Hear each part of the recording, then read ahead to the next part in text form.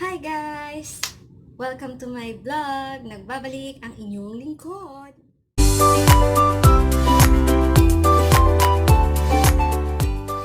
Po ako para magbigay uli ng tips and advice sa mga bagong OFW. Yung mga bagay na dapat dalhin ng isang OFW or sa madaling salita, bagong salta. Umpisa na tayo and sana pakinggan nyo yung mga sasabihin ko. Ito po palang sasabihin ko is based on my experience. Sa mga hindi naman talaga nakakaalam. Baguhan lang po ako dito sa Kuwait. So, if ever lang na may balak kayong mag-abroad or kahit saan mang dako ng mundo, so sana makatulong sa inyo tong mga tips and advice ko. Okay, meron akong note. Kasi gumawa ako ng note, sulat kamay kasi wala akong extra mobile or anything. Basta yun, ito na yung mga bagay na dapat dalhin ng isang OFW or bagong salta. Number one, emotional. Emotional, hindi ko kasi alam kung yun yung delivered talaga emotional. Kasi yun lang yung pumasok sa isip ko. Di ba meron tayong sinasabi nga na physically, emotionally, and spiritually. So, para sa akin kasi, yung emotionally, pumapatak doon kung gaano ka katapang, kung gaano kalakas yung loob mo na harapin yung mga bagay-bagay na dapat mong gawin. Syempre, magiging ganap na OFW ka na, kailangan malakas yung loob mo. And then, kailangan i-conquer mo lahat ng mga takot mo. Kailangan mag-focus ka lang. Kung ano yung goals mo, sigurado yan. Sigurado na maa-achieve mo yan. And then, syempre, as OFW, pinakabawal talaga yung mahina ang loob. Kasi talo ka. Magiging kakampi dito, kundi sarili mo. Kahit sabihin na nating may kaibigan ka, kasi hindi tayo dapat nagbabase sa ibang tao. Kailangan sarili natin yung pinaniniwalaan natin. Kung alam mo sa sarili mo, may tiwala ka sa sarili mo, magagawa mo lahat ng goals and ambitions mo. Number 2, yung number 2 natin ay ano?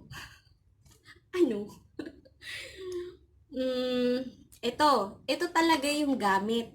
Ito yung gamit na gaya nga dun sa title ng video ko, ng vlog ko, na mga bagay na dapat dalhin ng isang OFW. Ito talaga, dako na tayo sa gamit or bagay.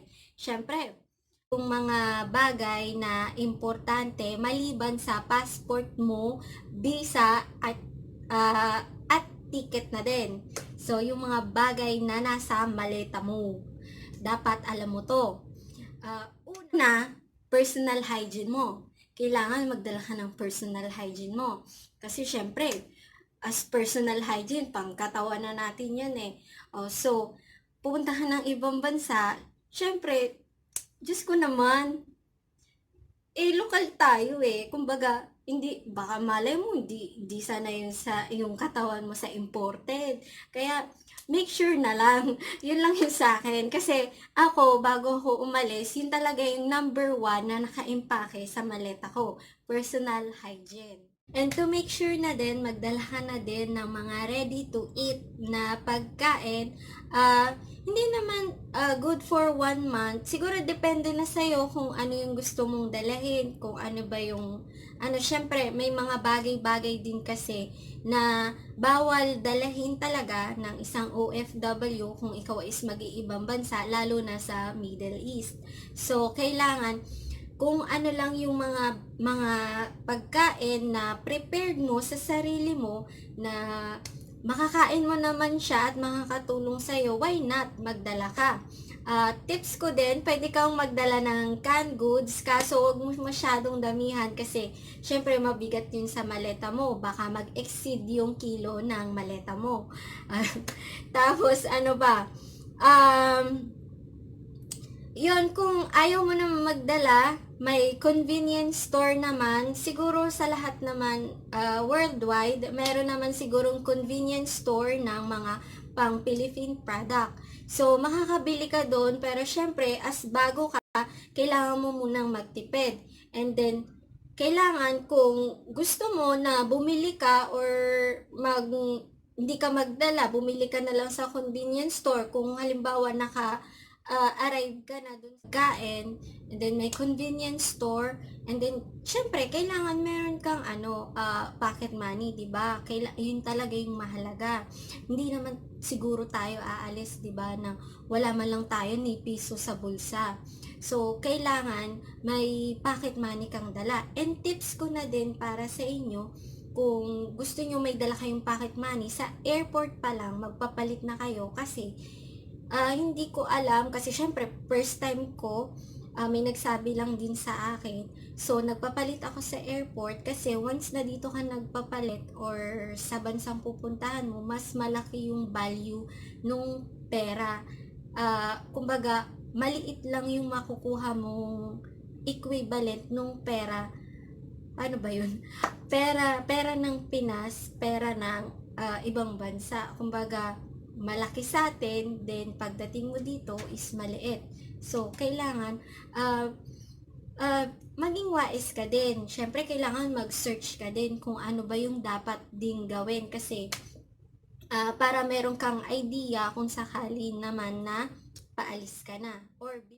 At yun na nga yung number 2. So, dako na tayo dun sa pinaka-importante, sa number 3. Yung number 3, para sa akin, ito yung pinaka-importante. Kaya nga nang sinabi ko nung number 1, kasama din yun sa number 3. Kailangan malakas yung loob mo. Sa number 3, syempre, pag alis mo, kailangan samahan mo ng dasal. Kailangan mag-pray ka. Syempre, para sa sarili mo, para sa pamilya mo na maiiwan mo sa Pilipinas. Mag-pray ka, kailangan magtiwala ka lang kay Lord, kasi kung nasaan ka ngayon, plano yan para sa'yo. And then, i-cope mo lang kung ano yung dumating sa yung opportunity, huwag mong palalampasin kasi sayang. Kumbaga, ito na yung way mo para para maabot mo yung mga pangarap mo sa buhay. Then, yun. Kung isa ka naman kasing OFW, depende yan sa'yo kung paano ka mabuhay as isang OFW. Hindi ka naman porke sinabi OFW is magtatrabaho ka lang na magtatrabaho. Syempre, nagtatrabaho ka para sa pamilya mo at the same time, nagtatrabaho ka para sa sarili mo. Kaya, i-enjoy mo na lang. Kung halimbawa nakarating ka na sa ibang bansa, i-enjoy mo lang, pero the way na kailangan may self-discipline ka rin sa sarili mo. Kung ano yung bawal at kung ano yung dapat, yun yung pananaw ko. So, depende na din kasi sa tao yun kung paano i-handle niya yung sarili niya. Then after nun, importante din po na magkaroon ka ng tiwala.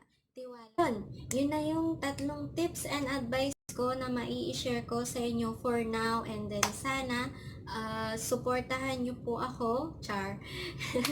Sana manood pa rin kayo ng video ko, dahil marami pa akong gustong i-share sa inyo and ibigay na tips kung sakaling gusto nyo maging isang ganap na isang OFW. Sa mga nagtatanong po, hindi po ako matagal na OFW. Ako po ay isang baguhan pa lang, and then sineshare ko yung knowledge ko and yung karanasan ko as newly OFW. And then yun, sana meron kayong napulot na advice dun sa mga pinagsasabi ko. Keep watching na lang po, and then sana mag-subscribe kayo, and then hit the button below. Yun na yung 3 tips and advice na manood pa rin kayo ng isang ganap na isang OFW.